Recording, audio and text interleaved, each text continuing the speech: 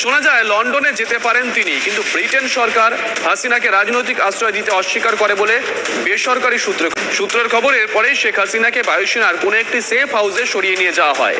আপাতত কয়েকদিন সেখানেই থাকবেন তিনি। এই আবহে শেখ হাসিনার পর আপনাদের কি হবে সেটা আমারও চিন্তার বিষয় না, আমার পরিবারের আর চিন্তার বিষয় না, আপনারা বুঝবেন। তবে এইভাবে সংঘর্ষ করে হত্যাকাণ্ড করে ক্ষমতা দখল করা যাবে না। এটা হত্যা করা হচ্ছে, নিরীহ মানুষের উপর হত্যাকাণ্ড চলছে, মানুষের বাসায় আগুন দেওয়া হচ্ছে, জার্নালিস্টদেরকে হত্যা করা হচ্ছে। এটা হয়ে গেছে সন্ত্রাস। আমাদের মিলিটারির প্রতি আমার আহ্বান যে আপনাদের দায়িত্ব হচ্ছে আমাদের দেশের মানুষকে নিরাপদ রাখা।